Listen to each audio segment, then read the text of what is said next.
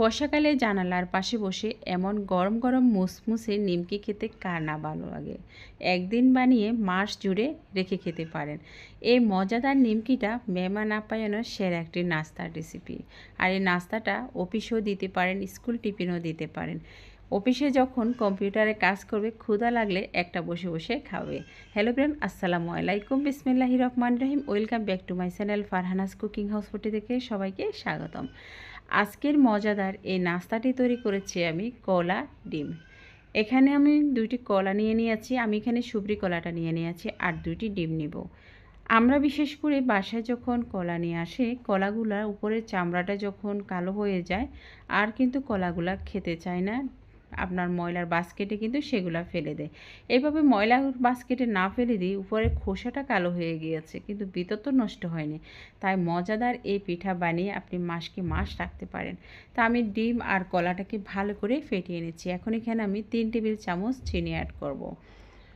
এখানে চিনিটা আপনারা কম বেশি দিতে পারেন। যাদের ডায়াবেটিস প্রবলেম আছে তাদের এত চিনি দেওয়ার দরকার নেই।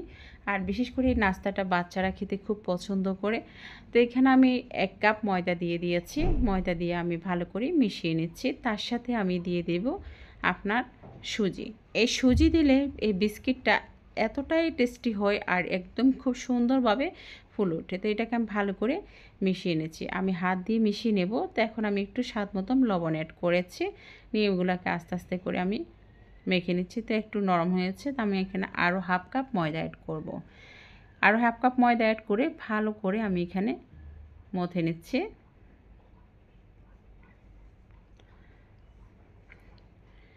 আপনি 1 কাপ ময়দা দিয়ে আপনি অনেকগুলা পিঠা তৈরি করতে পারবেন। তো এখানে আমি আরও 1 চা চামচ দিয়ে দিয়েছি আপনার রান্নার রেগুলার সয়াবিন তেল দিয়ে দিয়েছি। খুব সুন্দরভাবে সেট হওয়ার জন্য এভাবে আমি ভালো করে মথে নেব। আর এই নাস্তাটি বানানোর জন্য আপনার ডোটাকে ভালো করে মথে তারপর 20 মিনিট আমি এখানে রেস্টে রেখে দেবো, যাতে এখানে সুজি দিয়েছি সুজিটা ভালোভাবে ময়দার সাথে সেট হতে হবে। প্রিয় দর্শক, ভিডিওটি কে কোথা থেকে দেখেছেন অবশ্যই মন্তব্য করে জানিয়ে দিবেন। যারা আমার চ্যানেলটিকে সাবস্ক্রাইব করেছেন তাদেরকে অসংখ্য ধন্যবাদ। যারা এখনও করেনি প্লিজ আমার চ্যানেলটিকে সাবস্ক্রাইব করে পাশে থাকা বেল বাটনটি ক্লিক করে দিবেন, যাতে পরবর্তী যে কোনো রেসিপি আপনাদের নোটিফিকেশানে পৌঁছে যায়। এখন আমি একটি বেলুনি দিয়ে বেলে নিচ্ছি এভাবে। আর এই পিঠাটা আপনার বেলতে হবে, রুটিটা আপনার একেবারে পাতলাও না আবার একেবারে বেশি গাঢ়ও না, একটু মিডিয়ামভাবে রাখতে হবে। তো আমি চারপাশে কেটে নিচ্ছি। আপনারা আপনাদের সাইজ অনুযায়ী করে কেটে নেবেন। নানা রকমের সাজ পিঠা আছে, সাজ আছে, সেই সাজ দিয়ে কেটে নিতে পারেন। আমি যাতে ঝটপট তৈরি করে নেব, খুব সহজ সিম্পলভাবে আমি দেখাচ্ছি। তো এইভাবে আমি কেটে নিচ্ছি। আমার আম্মা যখন তৈরি করতো তখন বাঁশের লেল্লা দিয়ে এভাবে কেটে নিত।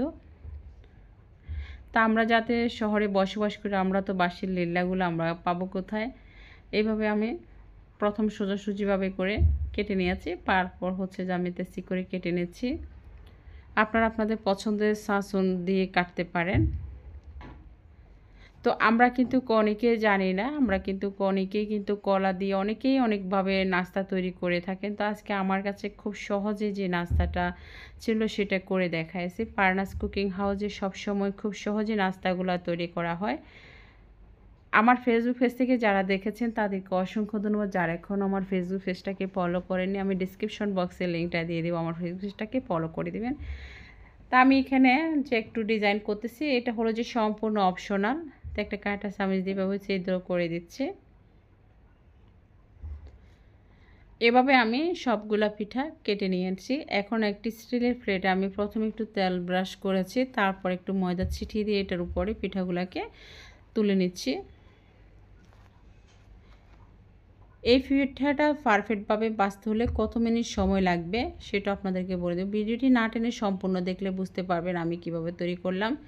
আমি এখানে তেলটাকে আগে ভালো করে গরম করে নিয়েছি, তারপর চুলার আঁচটাকে মিডিয়াম করে দিয়েছি।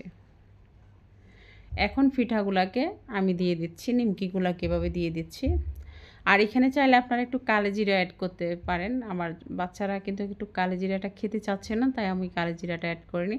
আমার কাছে কালোজিরাটা অ্যাড করলে সেক্ষেত্রে বিস্কিটগুলো নিমকিগুলো খেতে কিন্তু খুব ভালো লাগে। তো অনেক সময় তো বাচ্চাদের মন রক্ষা করার জন্য সব কিছু করতে হয়।